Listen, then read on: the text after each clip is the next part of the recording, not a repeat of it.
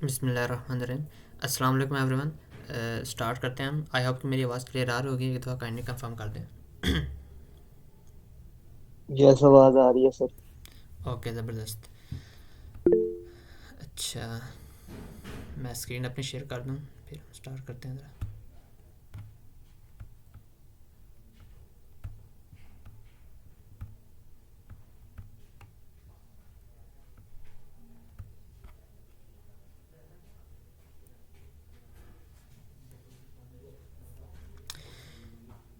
Okay.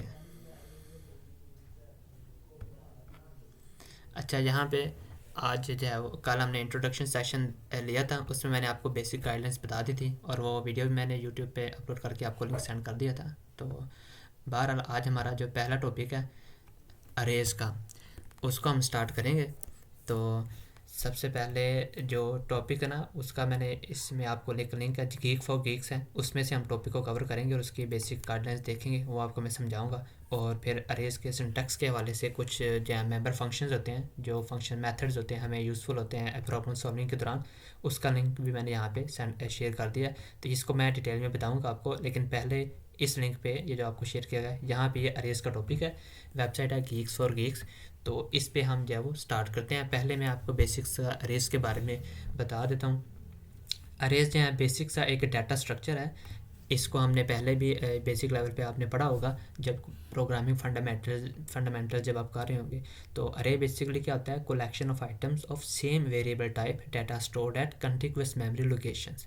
अच्छा, यहाँ पे ना एक तो वर्ड, एक तो ये टर्म इंपॉर्टेंट है, कलेक्शन ऑफ आइटम्स, कि अरेज का आपको पता है हम इस पे मल्टीपल वैल्यू स्टोर कर सकते हैं एक ही वेरिएबल के नाम के तौर पे।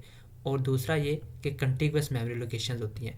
कंटिन्यूअस मेमोरी लोकेशंस का क्या मतलब है कि अरेज के अंदर जो डाटा स्टोर होता है वो मेमोरी के अंदर साथ साथ स्टोर होता है। ये नहीं कि पहला एलिमेंट मेमोरी वन पे स्टोर होगा, लेट से एड्रेस हम लेट सपोज करते हैं कि वन है, और दूसरा एलिमेंट एड्रेस 10 पे स्टोर होगा। ऐसा नहीं होता। एड्रेस बिल्कुल साथ साथ होता है। कंटिन्यूअस का ये मतलब होता है। मिसाल के तौर पे अगर नीचे मैं आपको ये बताऊँ, ये देखें, ये है ना अरेज उन्होंने एक शो की है। ये अरे के अंदर एलिमेंट्स हैं 11, 9, 17 एंड सो ऑन। अब उसके ऊपर ये जो है ना एड्रेस आपको नज़र आ रहा होगा कि जो एलिमेंट 11 है ना, ये कौन से एड्रेस पे स्टोर है, 200 200 पे। तो नेक्स्ट एलिमेंट है वो किस पे है, 204, और ये 208, यानी कि ये साथ साथ स्टोर है। ये जो 4 का डिफरेंस है ना, ये आपको पता होना चाहिए। जो इंटीजर होता है ना, उसके जो डाटा मेमोरी में स्टोर होता है वो बेसिकली 4 बाइट्स का होता है। तो ये जो 11 है ये 4 बाइट्स ऑक्यूपाई करता है। तो उस 4 के फ़ौरन बाद 204 पे 9 ऑक्यूपाई करेगा स्पेस, और 208 212। इसको हम कहते हैं कंटिन्यूअस मेमोरी लोकेशंस। और अरे की ये खासियत होती है कि इसकी जो मेमोरी लोकेशंस होती हैं वो क्या होती हैं, कंटिन्यूअस। और दूसरे नंबर पे अरेज के अंदर जो इंपॉर्टेंट चीज़ है वो इंडेक्स नंबर होता है, कि अरे के जो एलिमेंट्स होते हैं ना, जो मल्टीपल वैल्यूज़ हैं उसके अंदर, वो बेसिकली इंडेक्स के तौर पे हम उसको एक्सेस कर सकते हैं। और इंडेक्स स्टार्ट होता है ज़ीरो से। जो पहला एलिमेंट है उसका इंडेक्स होगा ज़ीरो, जो दूसरा एलिमेंट है उसका इंडेक्स होगा वन, और सो ऑन।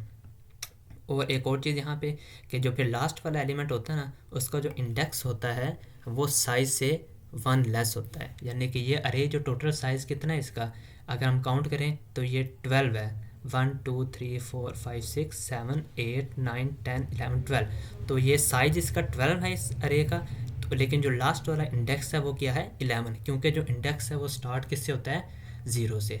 तो ये बेसिक चीज़ें। ये अरे इंडेक्स क्या होता है, अरे एलिमेंट होता है जो उस इंडेक्स पे जो वैल्यू स्टोर होती है उसे हम कहते हैं अरे एलिमेंट, और जो लेंथ है वो टोटल उसका साइज़ होता है। फिर उसके बाद अरे को बेसिक जो डिक्लेयर हम करते हैं उसका जो सिंटैक्स है वो यहाँ पे सी प्लस प्लस में अगर हम देखें तो ये आपको पता है सिंपल। हम डाटा टाइप लिखते हैं पहले, उसके आगे उसका नाम, और फिर अंदर हम उसका साइज़ लिख देते हैं ब्रैकेट के अंदर। जो 5 है ना, इसका मतलब है कि ये जो इंटीजर अरे है इसके अंदर जो वेरिएबल जो वैल्यूज़ हैं वो टोटल एलिमेंट्स 5 स्टोर हो सकते हैं। इसी तरह ये साइज़ 10 है, लेकिन यहाँ पे देखें डाटा टाइप क्या है, कैरेक्टर। और इसी तरह फ्लोट है, और इसके अंदर हमने अरे के अंदर 20 लिखा है। इसका मतलब है कि ये साइज़ है, कि हम 20 जो है वो फ्लोट वैल्यूज़ इसके अंदर हम स्टोर कर सकते हैं। और जो इनिशियलाइजेशन होती है, यानी कि जो वैल्यू देनी होती है, वैल्यू हम इस तरह देते हैं कि राइट साइड पे कर्ली ब्रेसेस के अंदर हम उनको लिख देते हैं। जैसे ये अरे है एक हमने रखी, और उसके अंदर हमने 5 इंटीजर्स ऐड अगर करने हैं तो ये 1 2 3 4 5 करते हैं और कर्ली ब्रेसेस के अंदर। इस तरह जो सेकंड है ये चूँकि कैरेक्टर है तो इसके अंदर हम 5 कैरेक्टर स्टोर करा सकते हैं और वो कैरेक्टर आपको पता है सिंगल कोट्स में हम रखेंगे। तो ये बेसिक सा सिंटैक्स इसका है कि अरे को हम डिक्लेयर किस तरह करते हैं और इसको हम इनिशियलाइज किस तरह करते हैं। ओके, फिर उसके बाद आ जाते हैं इसके ऊपर कि अरे को हम स्टोर यूज़ क्यों करते हैं। इसकी इम्पोर्टेंस ये है कि इसके अंदर हम मल्टीपल वैल्यू स्टोर कर सकते हैं एक ही वेरिएबल के अंदर।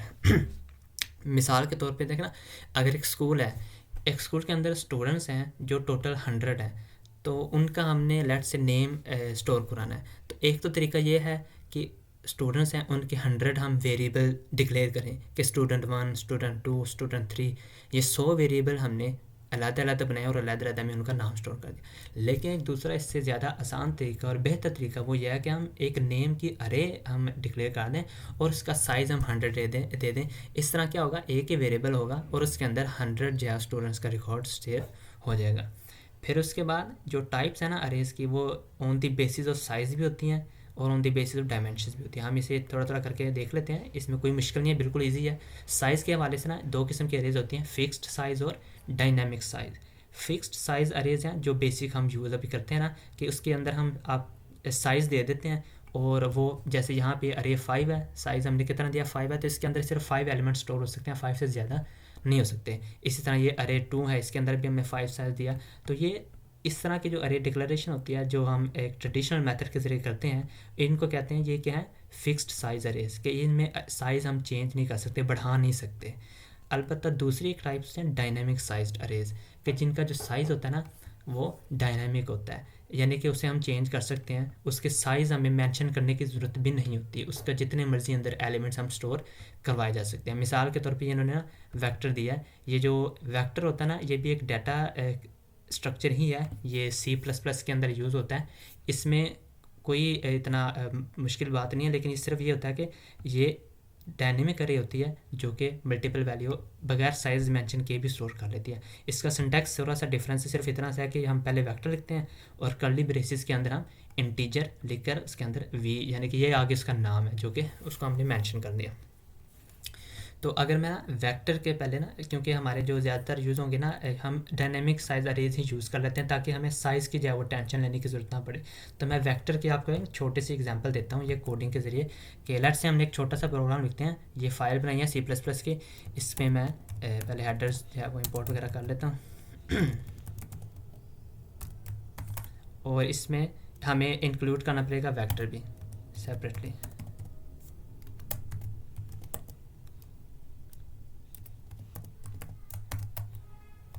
अच्छा, ये बेसिक तो आपको पता होंगी ना सारी चीज़ें, बेसिक से हेडर वगैरह। ये मैं प्रोग्राम लिखता हूँ। अब सपोज़ करें मैं एक वेक्टर है, एक मिनट मैं अपना ये को पायलट ऑफ कर दूँ, ये तो सारा कुछ मुझे खुद ही बताया जा रहा है। अच्छा, यहाँ पे लेट्स से मैं एक वेक्टर क्रिएट करना चाह रहा हूँ और उसके अंदर मैं ना 5 एक इंटीजर स्टोर करा रहा हूँ। तो मैं क्या करूँगा, वेक्टर, उसका सिंटैक्स हमने देखा, वेक्टर लिखा, अंदर मैंने टाइप बता दी, टाइप क्या है, इंटीजर। ओके, ये जो एंगुलर ब्रैकेट्स हैं इसके अंदर टाइप लिखेंगे और आगे इसका नाम है, लेट्स से मैं V1 रख देता हूँ कि ये V1 वेक्टर है। अब इसके अंदर वैल्यूज़ मैं 5 इंटीजर स्टोर कराऊंगा, तो वही तरीका है कर्ली ब्रैकेट्स के अंदर 1 5 8 9 और 10 लेट्स सपोज। ठीक, ये मैंने वेक्टर डिक्लेयर किया, V1 के अंदर ये वैल्यू सारी मैंने स्टोर करवा दी। ठीक है, और लेट्स से इसको मैं कंप्लीट करना 0। अच्छा, ये वेक्टर हो गया। अच्छा, उसके बाद लेट्स से कि मैंने ना इसको मैं आउटपुट कराता हूँ फॉर, ये सिंटैक्स में मसला जो है ना आता रहेगा, इसमें कुछ थोड़ी बहुत चीज़ें ना हम मिस कर देते हैं, तो उसकी में आपने टेंशन नहीं, नेम स्पेस std, ठीक हो गया। अच्छा, फिर लेट से मैं कहने लगा था कि हम इसको ट्रेवर्स करते हैं अरे को, कि मैं कहता हूँ फॉर हर एलिमेंट को अगर मैंने डिस्प्ले करना है, इसे हम कहते हैं ट्रेवर्स करना, कि एक एक एलिमेंट को मैं देखता हूँ कि ये क्या है। तो मैं सबसे पहले ट्रेवर्स करने से पहले मैं आपको दिखाता हूँ कि इसका साइज़ क्या है। जब वेक्टर V1 है ना, मैं कर देता हूँ सी आउट, साइज़ दिखाने के लिए हम कौन सा मेंबर फंक्शन यूज़ करते हैं, डॉट साइज़, यानी कि जो V1 है इसको डॉट लगा के आगे मैंने साइज़ फंक्शन में यूज़ कर लेता हूँ। ठीक, ये होता है हमारा, ये हमें बता देगा कि इस जो वेक्टर है ना इसका टोटल साइज़ कितना है। तो लेट्स सपोज मैंने यहाँ पे ये सी आउट कर दिया। अब ये इसकी आउटपुट क्या आएगी भला, जो साइज़ है, ये कोई बता सकता है मुझे? मैसेज कर दें या वैसे बोल कर।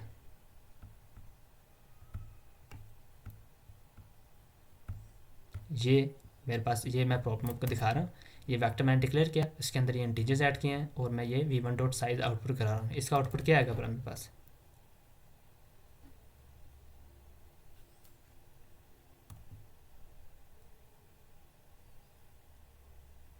कोई गैस करेगा?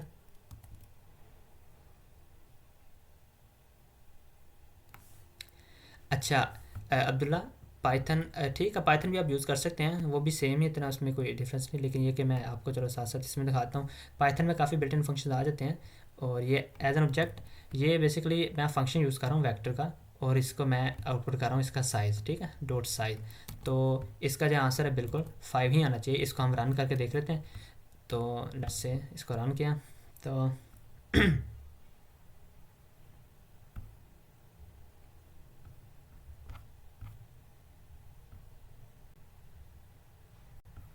ये देखिए, ठीक है, ये आपका आंसर हमारे पास 5 आ गया। लेकिन अभी हम बात कर रहे थे वेक्टर्स की, कि वेक्टर क्या है, डायनेमिक साइज है। इसको हम इंक्रीज भी इसके अंदर वैल्यू भी ऐड कर सकते हैं। तो लेट्स से मैं इसके अंदर ना एक और वैल्यू इंक्रीज़ करता हूँ। मैं कहता हूँ v1 जो नाम है इसका, इसलिए हम इसके लिए हम मेंबर फंक्शन यूज़ करते हैं पुश बैक का, ठीक है। सी प्लस प्लस के अंदर ना वेक्टर के अंदर एक नई वैल्यू इंसर्ट करने के लिए मैं कह देता हूँ पुश बैक कर दें। एक नई वैल्यू है 9 है, 8 है, 8 हमारे पास पहले है थी, तो मैं चलिए कह देता हूँ कि ये क्या है 7। तो पुश बैक का मतलब है कि ये एट द एंड हमारे एक वैल्यू ऐड कर देगी, ठीक है। मेरे पास अरे यार ये ना 1 5 8 9 10, तो मैं पुश बैक करूँगा तो उसके अंदर जो इंटीजर होगा वो बेसिकली क्या आ जाएगा, 10 के आगे स्टोर हो जाएगा। तो अब अगर मैं साइज़ को प्रिंट कराऊंगा तो पहले 5 था ना, तो अब मैंने पुश बैक किया है, 7 ने इंक्रीज़ कर दिया है। तो अब इसके बाद साइज़ हमारे पास क्या आना चाहिए, 6 आना चाहिए। तो ये हम देख लेते हैं। ये देखिए, ठीक हो गया ना, ये हमारे पास 6 आ गया। तो ये होता है बेसिकली वेक्टर यानी कि डायनामिक अरेज। कि इससे क्या होता है, हमें साइज़ की टेंशन की ज़रूरत नहीं होती मेंशन करने की, हम जितना चाहे साइज़ रख सकते हैं, जितने चाहे वैल्यूज़ को निकाल सकते हैं। तो एक और यहाँ चूँकि पुश बैक की बात होगी, तो हम क्या करें, एक और मैं आपको सिंटेक्स बताता हूँ कि यहाँ पे एक और भी हमारे पास मेंबर फंक्शन होता है जो कि होता है पॉप बैक। यानी कि वो क्या करता है, रिवर्स काम करता है, कि वो लास्ट वाला एलिमेंट क्या कर देता है, ख़त्म कर देता है। तो अगर मैं इसको, इस लाइन को कॉपी करके यहाँ पे पेस्ट कर दूँ, तो अब देखें पहला जो आउटपुट आएगी लाइन नंबर 9 पे, ये आउटपुट हमारे पास क्या आएगी, v1 का साइज़ क्या है 10 था पहले, इसमें 7 ऐड कर दिया, क्या हो गया, टोटल साइज़ 6 हो गया ना। तो यहाँ पे जो साइज़, उसके बाद मैंने क्या कर दिया, एलिमेंट को पॉप बैक कर दिया, यानी कि एक अरे को निकाल दिया। तो अब हमारे पास साइज़ क्या होगा, यानी कि यहाँ पे जो मेरे पास अरे है उसके अंदर वैल्यूज़ क्यों से होंगी 1 5 8 9 10, और पुश बैक जो मैंने किया वो क्या होगी 7, ठीक है। तो ये साइज़ कितना आ गया 6 है ना। तो पॉप बैक जब मैंने किया तो मेरी अरे के अंदर कौन से एलिमेंट्स रह जाएंगे, 1 5 8 9 और 10, और जो लास्ट वाला था ना 7, वो मैंने क्या कर दिया, इधर पॉप बैक हुआ है, मतलब कि वो ख़त्म हो गया। तो यहाँ पे अब जो साइज़ है ना बाद में, उसकी आउटपुट क्या आएगी, दोबारा 5, क्योंकि अब पहले 6 था तो एक मैंने एलिमेंट को रिमूव कर दिया बीच में से, तो वो साइज़ क्या आएगा 5 आएगा। तो यहाँ पे आंसर हमारा ऊपर 6 आना चाहिए और नीचे 5 आना चाहिए।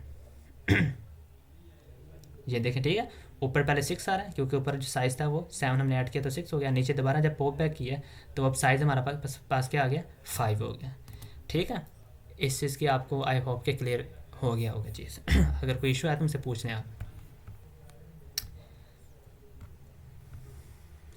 वैसे हम लास्ट में भी क्वेश्चन का सेशन रख लेंगे। तो अच्छा नेक्स्ट स्टेप्स को हम कंटिन्यू करते हैं। यहाँ पे एक और चीज़ थोड़ी याद रखिएगा, आपको बताएं ये जो साइज़ होता है हमेशा जो लास्ट इंडेक्स है वो हमेशा साइज से -1 होगा। जैसे यहाँ पे एक एग्जांपल जो हमने की वैल्यू, यहाँ पे जो आपको शायद बता दिया था मैंने कि ये जो 11 इंडेक्स है ये क्या है, साइज़ 12 है, इंडेक्स क्या है 11, तो साइज़ -1 होता है हमारा लास्ट वाला इंडेक्स। अच्छा, ये तो था डिफरेंस अरेज का इस साइज़ के लिहाज से, फिक्स्ड साइज़ और डायनामिक साइज़। और आगे फिर एक और डिफरेंस आता है डायमेंशंस के बेस पे, कि कुछ अरेज होती हैं 1 डायमेंशनल, यानी कि उसमें एक किस्म की वैल्यूज ही स्टोर हो रही होती हैं एक ही डायमेंशन में, रोज़ और कॉलम्स वगैरह का कोई सीन नहीं होता है। जैसे ये इसने एग्जांपल दिया 0 5 10 20 अरे है, 25 30 35, और उसके ऊपर ये इंडेक्स नंबर स्टार्ट हो रहे हैं। फिर दूसरे नंबर पे आ जाते हैं multi dimensional arrays, 2D 3D और 4D वगैरह। इसमें बेसिकली क्या होता है, जैसे हम एग्जांपल लेते हैं 2 डायमेंशनल अरेज की, इसमें क्या होता है वैल्यूज़ बॉक्स की फॉर्म में होती है। इसमें जो है वो हमारे कॉलम्स भी शुमार हो रहे होते हैं और रोज़ भी शुमार हो रहे होते हैं। मिसाल के तौर पे मैं अगर आपको एग्जांपल के तौर पे अगर मैं दिखाऊं, तो लेट्स से मैं एक इधर ना बॉक्स बनाता हूँ, इसके अंदर फिर हम देखते हैं कि किस तरह चीज़ों का हम कर सकते हैं। ये छोटा सा एक बॉक्स है, ये है 2D अरेज, ठीक है। इसके अंदर मैं वैल्यू भी रखवाऊँगा, फिर आपसे पूछते हैं कि लेट्स से ये बॉक्स है, इसके अंदर ये चीज़ होगी, ठीक है। ये एक ये मेमोरी वैल्यू रख रही है, एक यहाँ पे, एक यहाँ पे ये वैल्यू, ये सारी लेट्स से वैल्यू है। अब यहाँ पे जो इनको हम इंडेक्स को जो अचीव करेंगे वो इस तरह होगा कि ये जो एक ये जो है ये रोज़ हैं 0 1 2, और ये क्या है कॉलम 0 1 2। यहाँ पे मैं इनको लिख भी देता हूँ आसानी के लिए कि लेट्स से ये 1 इंडेक्स है यहाँ पे अरे का, और उसके बाद नीचे आ जाए, सॉरी ऊपर 0 है, ठीक है 0, और ये 1 है, और ये जो है 2 है। इसी तरह यहाँ पे ये 0 है, और ये आपका 1 आ गया, और ये 2 आ गया।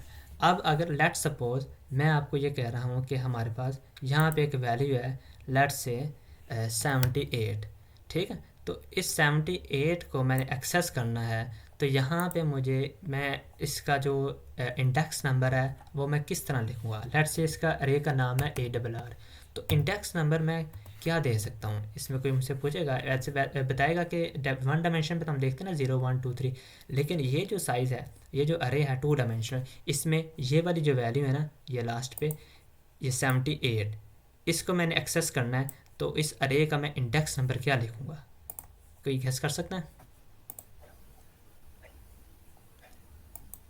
रो और कॉलम, बिल्कुल पहले रो आएगी और कॉलम। तो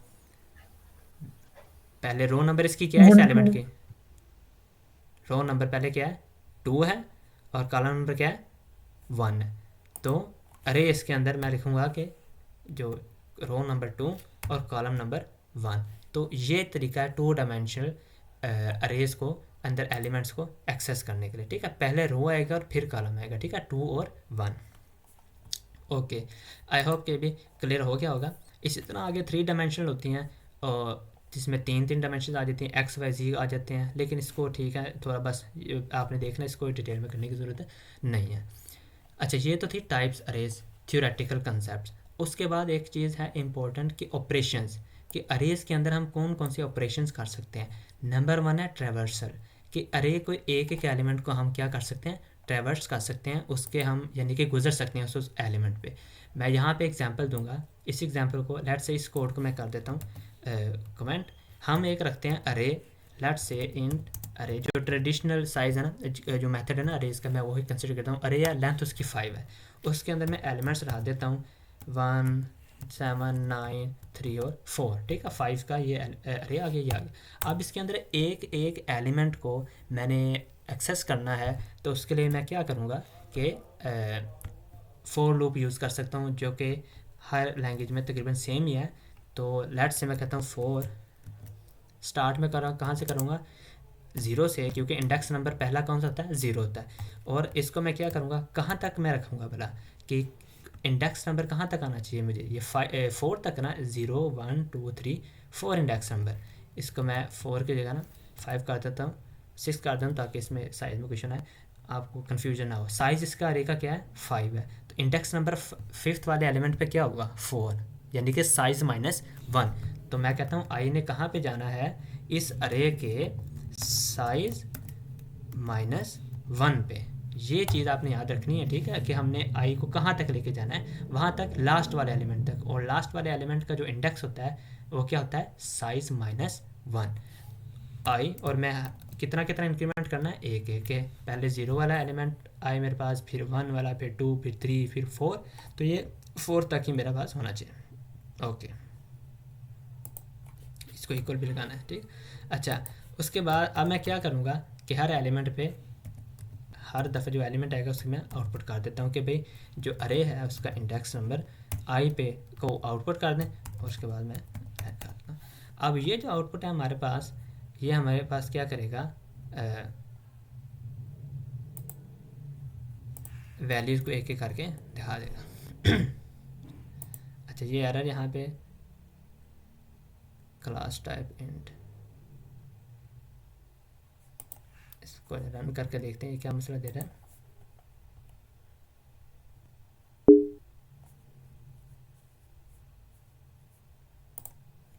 अच्छा, ये क्या इशू दे रहा भला, किसी को समझ है?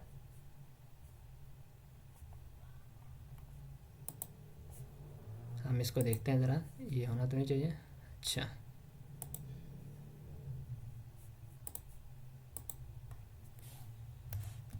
फॉर इंट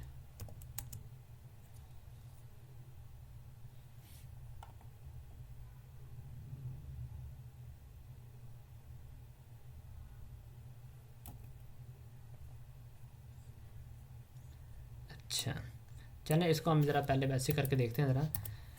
वैसे ये साइज़ -1 नहीं होता, लेकिन चले एक दफ़ा हम इसको डायनेमिक करके देखते हैं, फिर आपको मैं बताता हूँ इसका कोई सिंटैक्स का कोई इशू होगा। इसको लेस देन हम करते हैं यहाँ 4 से, ठीक है, क्योंकि साइज़ 5 है तो लास्ट में इंडेक्स क्या है 4। तो इसको हम एक दफ़ा सेव करके रन करके देखते हैं।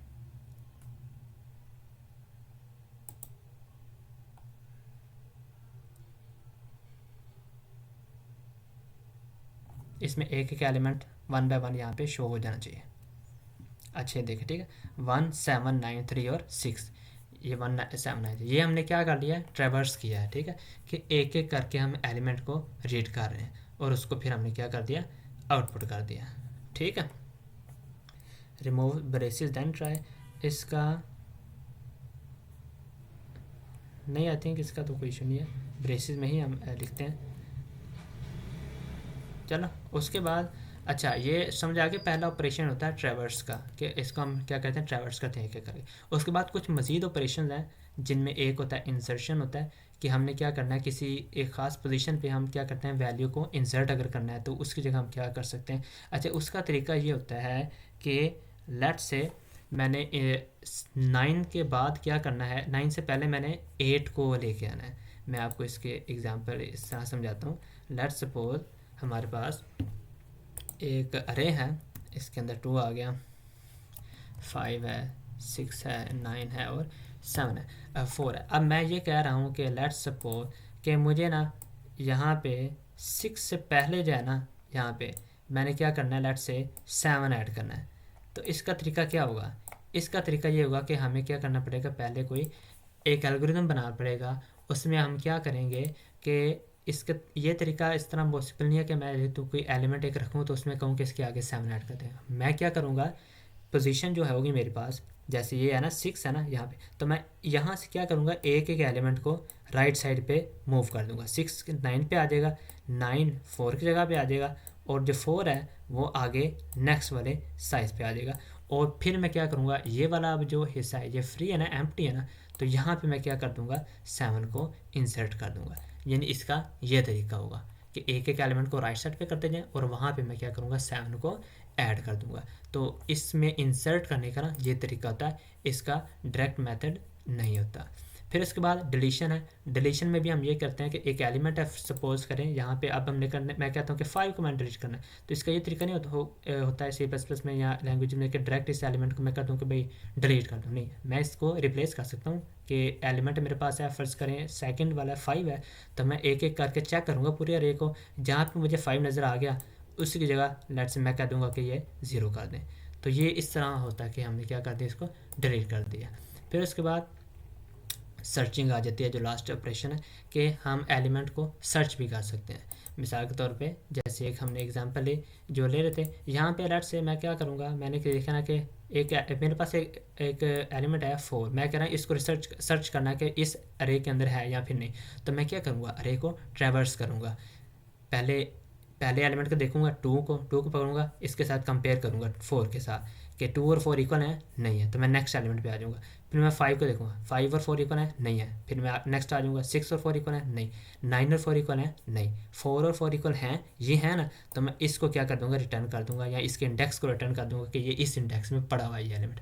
और अगर लेट्स से एक एलिमेंट फर्ज करें 3 है, अब 3 तो है ही नहीं इसमें, तो मैं क्या कर दूंगा कि जब सारी अरे ट्रेवर्स हो जाएगी 2 5 6 9 4, तो जब लास्ट पे आएगा तो मैं क्या कर दूंगा, -1 रिटर्न कर दूंगा, या सिंपल कोई सी आउट कर दूंगा कि भाई ये एलिमेंट एग्जिस्ट नहीं करता।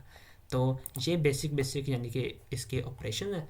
और आई होप कि यहाँ तक आपको क्लियर हो। बाकी आगे जो टाइम कॉम्प्लेक्सिटी है, ट्रेवर्सल टाइम कॉम्प्लेक्सिटी एक सेपरेट कंसेप्ट है, ये बिग ऑफ नोटेशन वगैरह होती हैं, तो इसको हम टाइम कॉम्प्लेक्सिटी के टॉपिक को ना एक दिन हम सेपरेट करके रखेंगे। शुरू में आपने शुरू में इसमें इसकी तरफ आपने परेशान नहीं होना। तो ये बेसिक जो हैं वो टॉपिक्स थे अरे के, आई होप कि आपको क्लियर आए होंगे। और उसके अलावा एक और चीज़ मैं कहना चाह रहा था कि ये एक C++ की वेबसाइट है, जो कि लिंक मैंने आपको ना यहाँ पे दिया हुआ है, ये वाला मेंबर फंक्शंस का, कि अरे के अंदर कौन से बिल्ट इन फंक्शन जो हम इजीली यूज़ कर सकते हैं। मिसाल ये यहाँ पे ये अरे है, इसके अंदर ये सारा कुछ लिखा हुआ है, डिटेल वगैरह यहाँ से भी आप पढ़ सकते हैं। तो अगर हम नीचे हैं तो यहाँ पे देखिए मेंबर फंक्शन है, कि यानी कि मुख्तलिफ चीज़ें हैं जो हम इजीली देख सकते हैं। ये बिगिन है, एंड है। बिगिन क्या करता है, पहला एलिमेंट स्टार्ट करता है, एंड है लास्ट वाला एलिमेंट। और इसी तरह नीचे साइज़ जो है वो यहाँ पे जिस तरह कुछ साइज़ का हमने यूज़ भी किया था कि डॉट साइज़ ब्रैकेट लगा देते हैं, तो इन्होंने यहाँ पे आप ओपन भी कर सकते हैं, वो एग्जांपल भी उन्होंने दी होती है, ठीक, कि आप चेक कर सकते हैं कि इसका साइज़ कितना है ये सारा। तो ये जितने भी मेंबर है ना फंक्शन, ये आप अच्छे तरीके से इसको देख सकते हैं, पढ़ सकते हैं कि इसमें कौन कौन सी चीज़ें यूज़ होती हैं। मिसाल के तौर पर जो बिगन वाला है, ये बिगन क्या करता है, पहले वाले एलिमेंट को रिटर्न करता है। अगर मैं यहाँ पर यानी कि इसको मैं लेट्स सपोज के कमेंट करता हूँ, मैं नीचे कहता हूँ ये ऊपर जो अरे है ना, मैं सी आउट करता हूँ कि जो मेरे अरे है ARR, इसका बिगिन यानी कि फर्स्ट वाला जो एलिमेंट है वो मुझे वो आउटपुट दे दे। तो आई होप ये कोई इशू तो नहीं करेगा।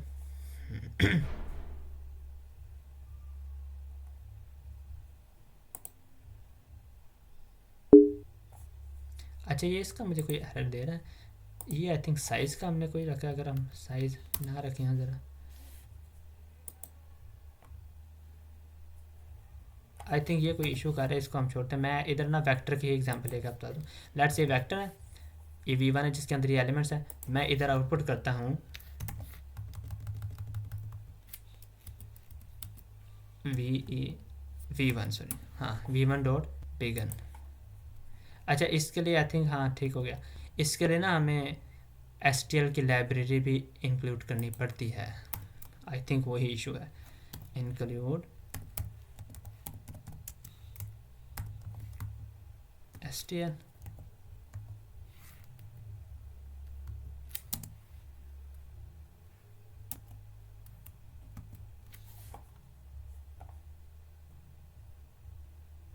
इसमें ना आई थिंक STL की एक लाइब्रेरी है बिल्कुल। ये जो फंक्शन हम यूज़ कर रहे हैं ना, बिगिन हो गया या इवन के साइज़ वाला भी था, वो बेसिकली STL लाइब्रेरी में होता है।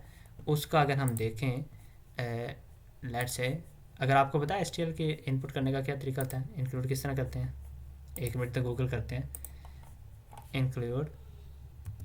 इंक्लूडिंग STL, ये सारा देखना पार्ट ऑफ द प्रॉब्लम है इन C++।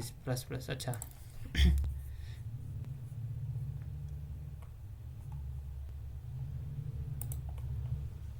यहाँ पे हम देख लेते हैं, शायद हमें मिल जाए इंक्लूड किस तरह करते हैं। अच्छा, ये कंटेनर्स मैप्स, अच्छा सेपरेट है, आई थिंक इसमें कोई इशू नहीं है। लेकिन ये चलो मैं देख लूँगा कि इसका आखिर इसका क्या इशू है, ये हमें क्यों नहीं दे रहा।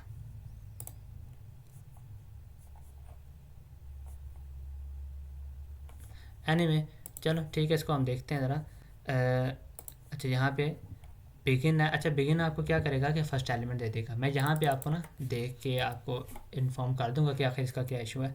और बाकी बहरहाल इसमें आई थिंक स्टैंडर्ड कोई टेम्पलेट का इशू है। मैं यहाँ पे एक मिनट इससे ज़रा पता करके देखते हैं हम कोपायलट से। What is the issue at line 18।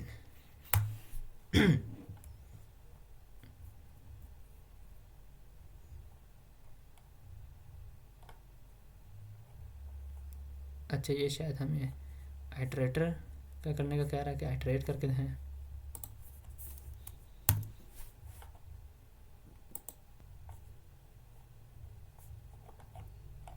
Vector हमने ऐड किया हुआ एच टी टी पी की है।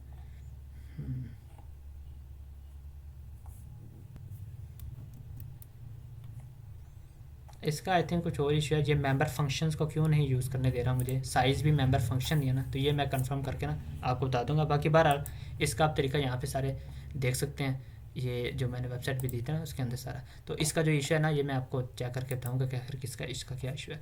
बाकी ओवरऑल आई थिंक ये जो टॉपिक है ना ये हमारा यानी कि क्लियर है। इसमें ये जो चीज़ें जो सिंटैक्स वगैरह मैंने आपको बताया, ये जो सोर्स दिए हैं ना इसको अच्छे तरीके से देख लीजिएगा। और फिर इसको हम बाद में ना इसके जो प्रॉब्लम्स हैं वो मैंने यहाँ पे ऐड किए हैं। हम कल से इसकी जो है ना प्रॉब्लम्स वगैरह को सॉल्व करेंगे, ये मैंने ऐड किए हैं। तो आज आपने क्या करना है इसके सिंटैक्स वगैरह को ना और ये जो टॉपिक्स को अच्छे तरीके से देख लेना, ताकि हम कल अच्छे तरीके से, और ये जो एक दो इश्यूज़ हैं मैं इनको भी जो है रिजॉल्व करके ना आपको इन्फॉर्म कर दूँगा। तो आई होप यहाँ तक तो कोई इशू होगा, अगर है तो आप क्वेश्चनिंग अब कर लें। समझ आ गई है या कुछ इश्यूज़ हैं आपको? ये जो मेंबर फंक्शन है ना, ये जब हम प्रॉब्लम सॉल्व करेंगे लीड कोड पे, तो वो साथ साथ इंशाल्लाह वो सारे जो यूज़ होते रहेंगे तो आपको पता चलता जाएगा कि कौन कौन से जो मेंबर फंक्शन है किस टाइम हमने यूज़ करने हैं। जी कोई क्वेश्चन है किसी का?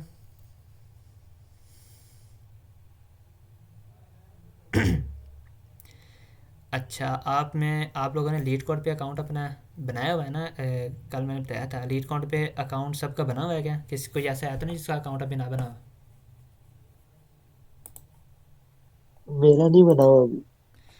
अच्छा आप बना लेना लीड कोड पे अकाउंट, ठीक है। लीड कोड वेबसाइट उसका पता है ना आपको? नहीं सर। अच्छा लीड कोड बेसिकली ना ये मैं इधर ना दे देता हूँ लीड कोड का स्पेलिंग, और ये वेबसाइट है जिसके अंदर हमने प्रॉब्लम सॉल्विंग कराने हैं। ये आप ना वो वीडियो देखिएगा जो मैंने पहला सेशन आप जो यूट्यूब पे अब वो कल मैंने अपलोड कर दिया था, वो लिंक आपको मैंने सेंड किया, उसके अंदर ये लीड कोड का ना मैंने बताया हुआ था। तो ये लीड कोड बेसिकली वेबसाइट ही होती है जिस पे अकाउंट बनाएंगे ना, तो उसके अंदर प्रॉब्लम्स होती हैं जिसको हम फिर सॉल्व करेंगे। डी एस ए का सर यही चीज़ है। तो उसमें इशू होगा वो आपको समझ आ जाएगी। उसमें आप लोगों ने ना अकाउंट अपना बनाना लाजमी, क्योंकि उस पर प्रॉब्लम हमने सॉल्व करना स्टार्ट कर देनी है। बाकी होगा तो आई होप के बना होगा अकाउंट उसमें। तो कल से इंशाल्लाह ये प्रॉब्लम सॉल्विंग हम करेंगे। आज ये टॉपिक आपको क्लियर करवा दें, कल जो है वो हम टॉपिक करेंगे, टॉपिक्स प्रॉब्लम्स को सॉल्व करेंगे। जी अब्दुल्ला। अस्सलाम वालेकुम। वालेकुम अस्सलाम। अच्छा भाई, मैंने पूछना था, मैं बेसिकली लीड को स्टार्ट किया हुआ है। मैं हम्म, स्ट्राइवर का कोर्स कर रहा था और पैटर्न्स वगैरह क्लियर कर लिए मैंने जैसे जैसे उसका चल रहा है। बट मसला सिर्फ यही आ रहा है कि सिंस मैंने वो मेरे पास एक जिशान भाई का वो डीएसए वाला वो पड़ा हुआ है जो उनकी गिट की रिपॉजिटरी है। हाँ वो रोड मैप जो उन्होंने बताया। जी जी जी। हम्म, तो अब उसमें यही है कि वो एज सच प्रॉपर वो, क्योंकि हर कॉन्सेप्ट के साथ साथ लेना है, यानी लाइक अगर मैं अरेज को कर रहा हूँ तो अरे के मैंने प्रॉब्लम्स उठा लेनी है। अब वो प्रॉब्लम्स डिसाइड नहीं होती कि वो कहाँ से स्टार्ट करनी है, लाइक कौन सी पकड़ के कौन सा लेके चलना है। वो प्रॉपर एक वो नहीं है, क्योंकि वो लीड कोड पे तो वो शफल हम्म, हुई हुई है ना। हाँ लाइक बिल्कुल। कोई आपकी थ्री थ्री सम आ रही है तो कभी वो टू सम वाली आ रही है, तो वो इस तरह प्रॉब्लम्स आ रही हैं उस पर। हाँ बिल्कुल।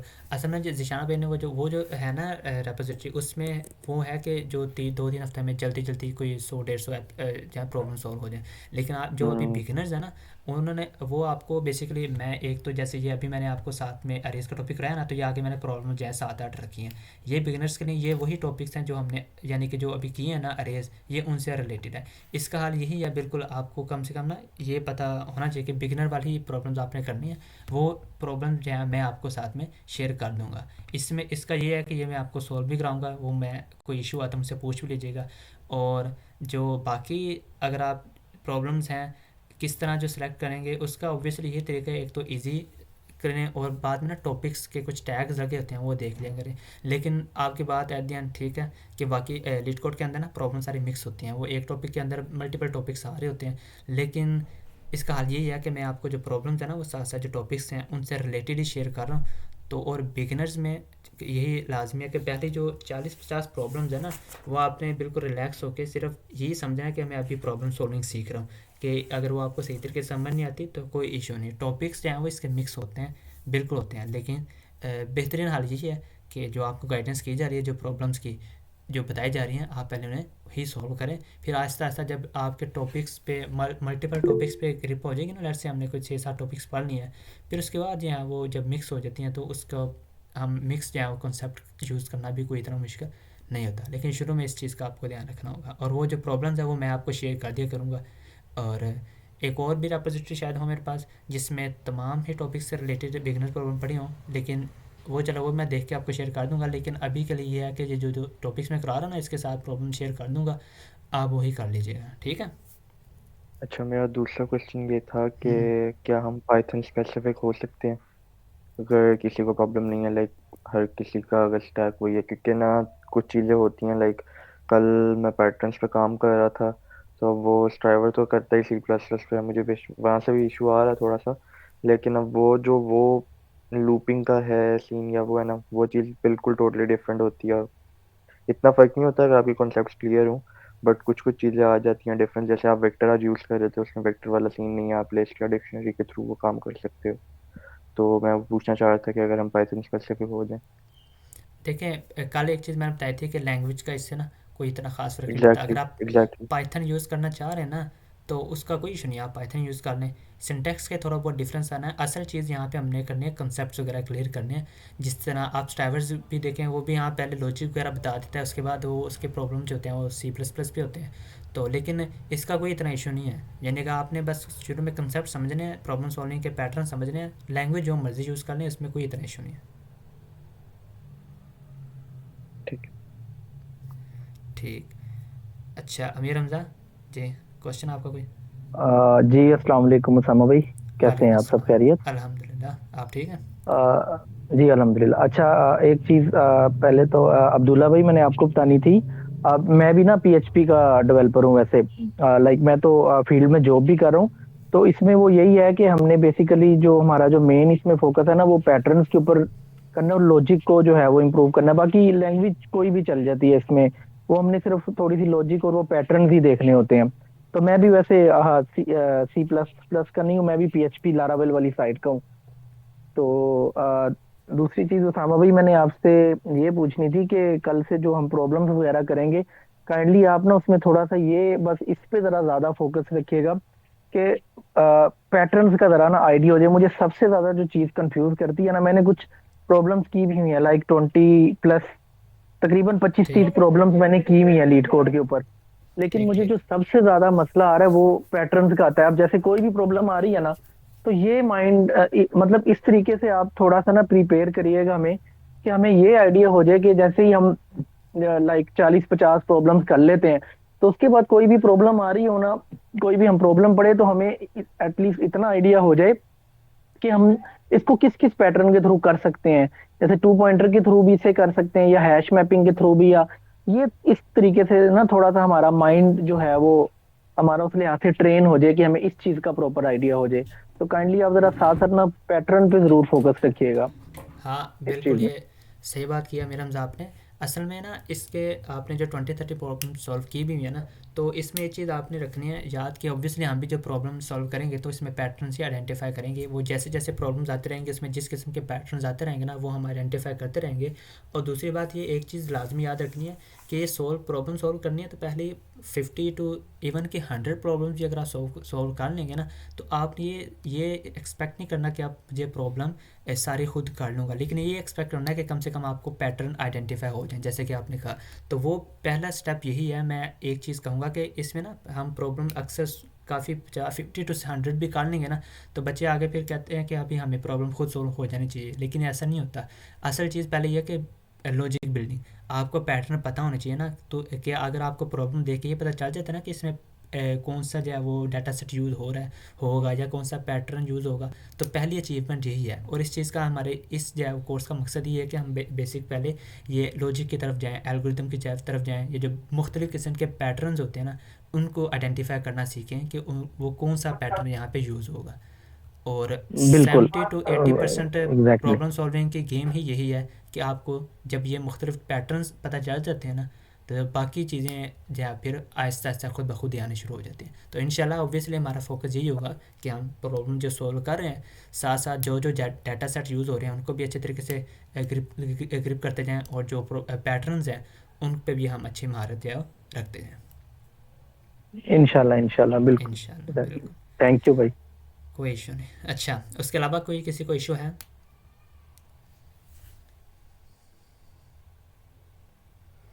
ठीक।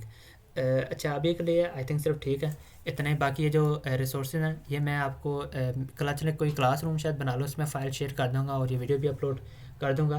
तो बाकी कल से इंशाल्लाह ताला हम ना प्रॉब्लम सॉल्विंग शुरू करेंगे। लीड आप एक चीज़ है कि लीड कोड पे ना अपना अकाउंट बना लीजिएगा, जितने भी वो अगर आपको कोई इशू हुआ तो वो कोई छोटी सी यूट्यूब पे वीडियो देख लीजिएगा, वो कोई इतना इशू नहीं है। सिर्फ आपने गूगल के साथ ही अपना साइन इन कर देना है।